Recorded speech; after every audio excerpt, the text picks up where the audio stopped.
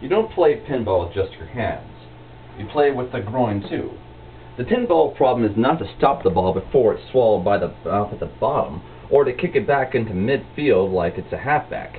The problem is to make it stay up where the lighted targets are more numerous and have it bounce from one to the other, wandering, confused, delirious, but still a free agent. And you achieve this not by jolting the ball, but by transmitting vibrations to the case, the frame, but gently, so the machine won't catch on and stay tilt.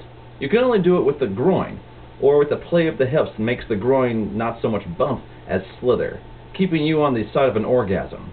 And if the hips move according to nature, it's the buttocks that supply the forward thrust, but gracefully, so that when the thrust reaches the pelvic area, it is softened, as in homeopathy, or the more you shake a solution, the more the drug dissolves in the water added gradually until the drug has almost entirely disappeared, the more medically effective and potent it is. Thus from the groin an infinitesimal pulse is transmitted to the case, and the machine obeys. The ball moves against nature, against inertia, against gravity, against the laws of dynamics, and against the cleverness of its constructor, who wanted it disembodiment. The ball is intoxicated with vis movindi, remain in play for memorable and immemorial lengths of time.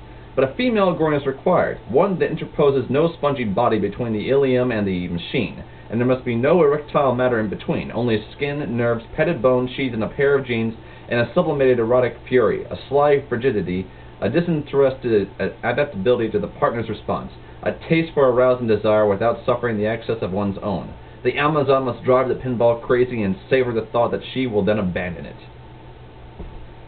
Now the reason I stumble through that little speech, this is from Foucault's Pendulum by Umberto Eco, the Italian author.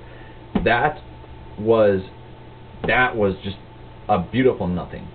Now nothing isn't limited to just what we see in the internet and what we do to put out on the internet. Sometimes nothing can exist in literature. Beautiful nothing. It's a damn speech about playing pinball and how only women can play pinball the right way, according to whatever the hell that was. And I'll probably reread this again. So I advise you, go out there, seek out the nothings, the beautiful nothings in literature. And trust me, I've read this book. Nothing really happens in it. For a good, when you read the back of a book and it, tells you what happens, all this stuff, this doesn't happen until like the last 100 pages of the book. The first, how long is this book?